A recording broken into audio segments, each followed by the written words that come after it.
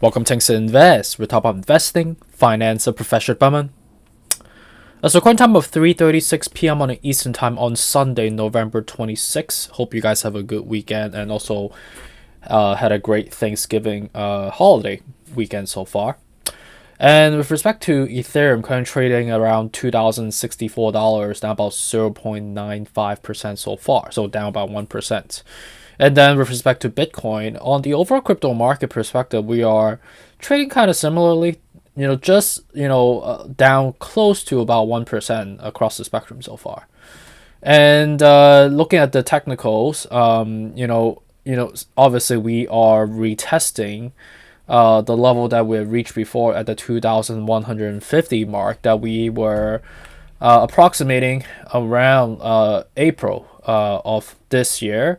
And you could see that we clearly have this scoop right now on the weekly perspective, which is, I want to show this on a weekly because it's the most prominent display compared to the daily and weekly. But the guidance here right now, is it sustainable, and is it the right logical time for us to get in right now, to avoid missing the boat, if you may, which we'll dive into it right away. So on a daily right now, you can see that we are at the 60 out of 70. On the MACD perspective, you can see that we've crossed down on a depth cross perspective ever since we reached the $2,136 mark. And you could see that as we further sustain, eventually the balloon pop and it cracked.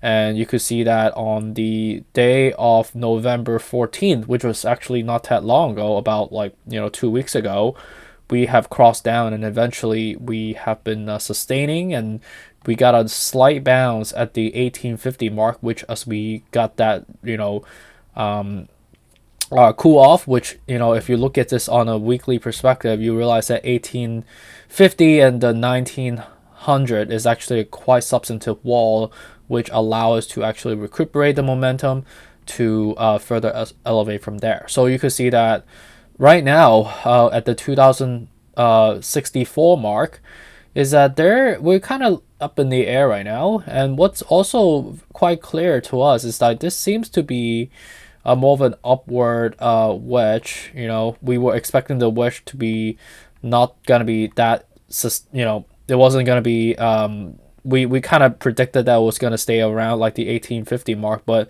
with momentum, and I think with respect to the ZZ news, on the that he's banned from Binance for good, it actually conveys some sort of a positivity in terms of regulatory stringent to be stepping up going forward, which allow for the market kind of take place from there. And then with that elevation, it got back up to the level that we are approximating at the moment right now. You can see that on the high perspective was 2095, the low perspective was 2037, but in the mid level, that's where we are at right now. But on a technical level, we are at the 63 out of 70. We are also with a quite large separations on a weekly. So what that really means to us is that this needle is going to get tighter and tighter and tighter, and eventually you're going to form an apex, which the apex is going to allow for some sort of a correction to happen, right? So looking at the apex as we form closer and closer, which the likelihood of actually breaking through 2150, my gut feel is going to be quite slim, and especially with the extended level that we're at right now, it just doesn't help the case. And on the weekly, it's just showing similar pace. We're still kind of flat, the fact that we're still in the winter. So the more applicable translations would be look at the daily and the weekly perspective, which again, quite extended, not advisable to be investing a lot into it right now. But if you still want to invest into the level that we're at right now, at your own risk, but definitely not advisable in more of a short-term trading perspective. But if you're an investor, it's kind of, if you wait about like a couple years out, it's actually not terrible. But, I believe better price point is coming, in comparison to the current level. On a Bitcoin perspective, you can see that weekly is even more extended with the 73 out of 70. The daily, it's we formed a dev cross around the timing of November as well. So right now we're just kind of looking for some level of cool off, but you can see that, relatively speaking, despite we're down at the similar level of down 1% so far across the market, Bitcoin is definitely, more prematurely, aggressive in comparisons to Ethereum. It is extended faster and also a higher percentage compared to Ethereum. Now it's showing a higher sign of selling off first and also more aggressively in comparison to Ethereum. So it was kind of like a lag effects that you're seeing in relative to these two coins so far, which is quite common, as we've been observing so far. Typically Bitcoin lead the movement, Ethereum will follow through after a week and so, right? So right now, is it a logical level to be getting in right now? I would say the answer is same thing, right? No. Weekly is quite extended, right? So the likelihood for this technical setup to be a good level to get in would be, you could see that the wedge is also being formed as we speak, and the peak will only last for that long until you break down, right? So I think the level of 38,500 is the level that we need to crack above to get to more of a psychological comfort level, 38,500, which we did not get to, right? 38,463 translates to the fact that there's just a lack of appetite to further push through upward from here, especially with the high extended level that we already at right now. And on the SPY front, let's just take a look at the equity side. You can see that we have approximately all-time high on the monthly perspective. You could see that on a daily, we are touching the green line that we have drawn so far, but at the previous all-time high was 540.57, but the year is not ended yet. But the daily is quite extended. You could see that we're quite elevated, but it does move on a momentum. The year end is still pushing. Santa Claus rally is still happening.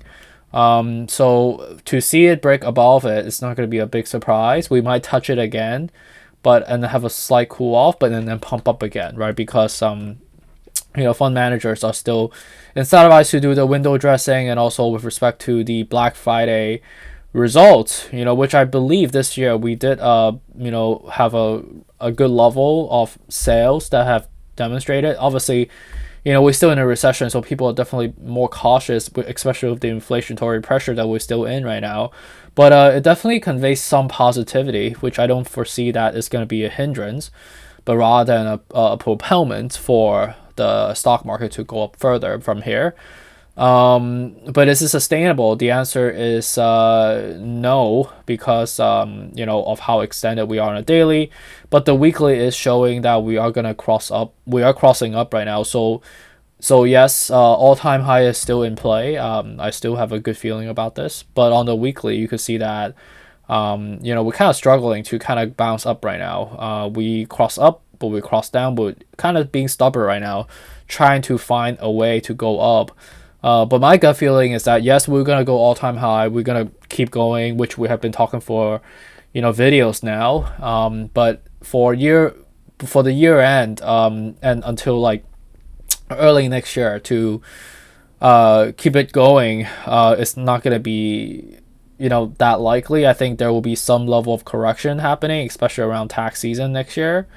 So something to be aware of. I do believe that we will see a small correction happening, just basically to complete the chart with a cup and then a handle, and then go up from there. And I do believe that the bull market should technically begin sometimes around like Q2 to transitioning Q3 next year. So I appreciate you for joining me. I'm a little tired, to be honest with you, a little winded. But because I've been working like throughout the day, despite it's like a Sunday. I've been kind of working during this whole holiday anyway. So appreciate you for your patience, and sorry for missing a couple of days so far. But so good to catch up with you, and let me know if you have any questions. All right, appreciate you. Bye bye.